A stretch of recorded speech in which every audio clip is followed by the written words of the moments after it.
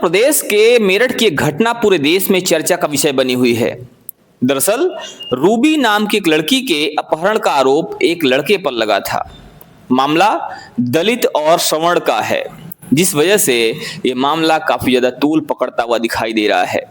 लेकिन इस कहानी में एक नया मोड़ आता है और कहानी में मोड़ ये है कि लड़की और लड़के के प्रेम प्रसंग की बात सामने आती है। दोनों को रुड़की से गिरफ्तार कर लिया जाता है। अब इस मामले में क्या कार्रवाई हो रही है, ये मामला क्यों इतना चर्चा में है, मामले के अंदर की बात क्या है, इन सब मुद्दों पर बात करने के लिए हमारे साथ हैं वरिष्ठ पत्रकार शीतला तिवारी जी। इनसे समझने की कोशिश करेंगे कि आखिर ये जो मामला इतना तूल पकड़ रहा है, इसके पीछे वजह क्या है और इसकी सच्चाई क्या है। तिवारी जी क्या कहते हैं, ये मामला इतना ज्यादा तूल पकड़ रहा है और इस मामले को लेकर इतना ज्यादा चर्चा हो रही है, पूरे देश में ये मामला इस समय चर्चा का विषय बना हुआ है, क्या कहेंगे इस पे? सबसे पहले हमारे सभी दर्शकों को बहुत बहुत प्रणाम। आप समझ लीजिए कि पांडे जी ने भी जो जिक्र किया कि मेरठ का मामला को लेकर के, तो आप समझिए कि मेरठ का मामला इतना हाईलाइटेड और चर्चित मामला इसलिए हुआ कि मामला दलित और राजपूत ठाकुर का हुआ। आप यह समझ लीजिए पांडे जी कि यह जो है गांव के ही पारस नाम का एक व्यक्ति है, पारस सोम, तो वह राजपूत से ये लोग आते हैं। तो पारस सोम जो है वह कंपाउंडर था, यानी मेडिकल का जो है कार्य करता था, वह कंपाउंडर था। उसका संपर्क जो है लड़की से 2.5-3 साल मान के चलिए, 2.5-3 साल से उसका संपर्क था। अब इस चक्कर में जो है अचानक लड़की माँ के साथ जो है वह खेत जा रही थी, रास्ते में कहा सुनी हुआ और उसके बाद जो है यह लोग लड़की को लेकर के भागे और माँ को चोट आई, हॉस्पिटल में ले गए। उसके बाद पता चला कि माँ की जो है मौत हो गई। अब पांडे जी जैसे यह पता चला कि लड़की को लेकर के जो है यह सवर्ण लोग जो है ये भागे हैं, दलित, दरअसल वो लोग दलित हैं, तो दलित लड़की को लेकर के जैसे भागे, वैसे चंद्रशेखर रावण और तमाम जो है विपक्ष के नेता अखिलेश यादव जो है इस पर टिप्पणी करना शुरू कर दिए। चंद्रशेखर रावण यहाँ तक कि वहां पहुंचे भी, हालांकि पुलिस ने उनको रोकने की कोशिश की, लेकिन वह लड़की के घर पहुंचने में हालांकि सफल तो नहीं हुए, लेकिन पैदल उतर कर दौड़ते दिखे।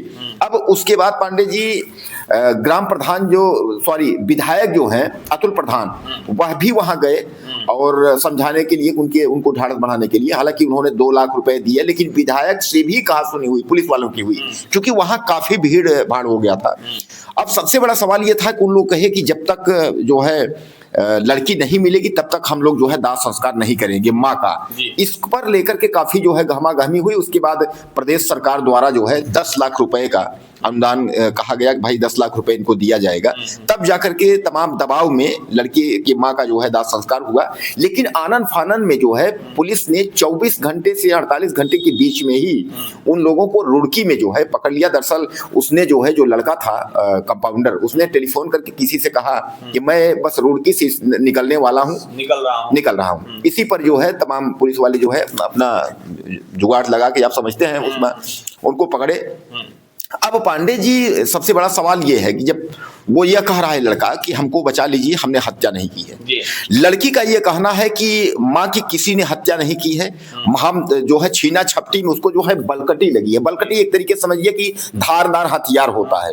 तो आखिर पांडे जी सवाल ये है कि धारदार हथियार का वहां यूज कौन कर रहा था। यहाँ देखिए, यहाँ संदेह है कि आखिर या तो राजपूत जो लड़का है ये आपका, अब इसमें एक नाम और आ रहा है सुनील का, इसमें कहा जा रहा है कि सुनील और पारस कंपाउंडर, अब प्लस 1-2 लड़के और है, यानी कुल मिला के एक झुंड आप समझिए इन लोगों का। सबसे पहली बात तिवारी जी ये है कि पहले लड़की के परिवार वालों ने एक आरोप लगाया कि लड़की का अपहरण किया गया है।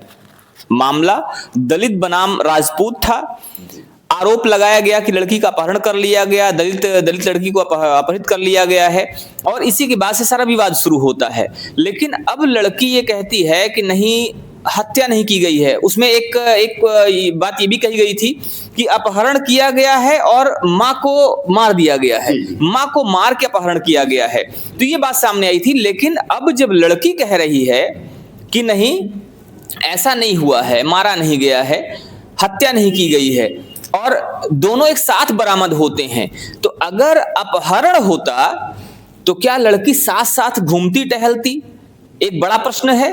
और कहीं ना कहीं ये बहुत चीजों की तरफ इशारा कर रहा है कि जो भी बातें कही जा रही थी, कहीं ना कहीं वो बातें वैसी नहीं हैं, वो बातें उतनी सही नहीं हैं जिसको पेश किया जा रहा था, जिस ढंग से उसको दावा किया जा रहा था।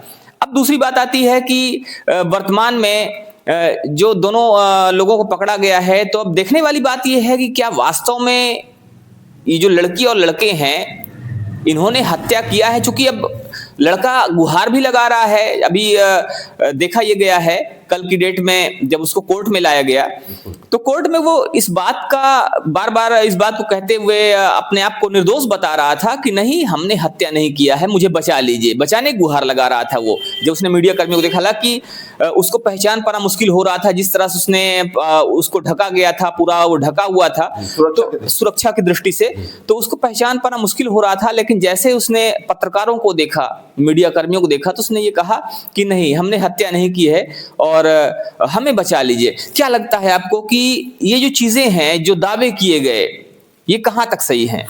पांडे जी, सबसे बड़ा सवाल तो यहाँ है कि सबसे पहले जब माँ की हत्या, यानी माँ हॉस्पिटल में गई, उसकी मौत हो गई, तो वहाँ आग जैसी घटना यही हुई कि दलित की जो है युवती की माँ की हत्या करके युवती को अगवा किया गया, उन्हें अपहरण किया गया।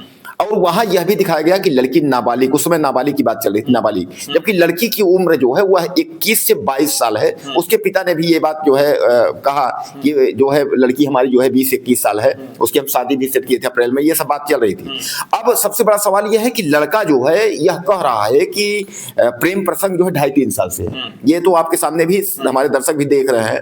तो इसमें सीधे, अच्छा गांव की अगर हम बात करें तो पुलिस ने जो गांव में जिक्र किया, तो गांव वाले भी बताए कि 2.5-3 साल से लड़की से लड़का बात करता था, यानी जो है प्रेम प्रसंग का मामला है सीधे सीधे।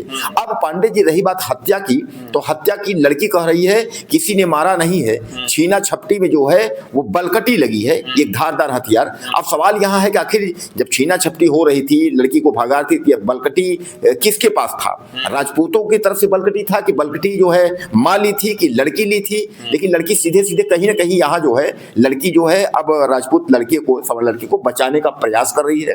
और एक दूसरे पर आरोप प्रत्यारोप पहले हो रहा था। पहले लड़की कही हमने नहीं मारा, लड़के ने कहा हमने नहीं मारा, यानी एक दूसरे पर आरोप प्रत्यारोप लग रहा था। लेकिन अब सीधे सीधे लड़की जो है बचा रही है, वो कह रही है कि माँ को किसी ने नहीं मारा है, और माँ जो है वह बलकटी से जो है वो उसको जो है चोट लगी है, उसके बाद जो है माँ की मौत हो गई है। तो अब इस पर आप क्या कहना चाहेंगे?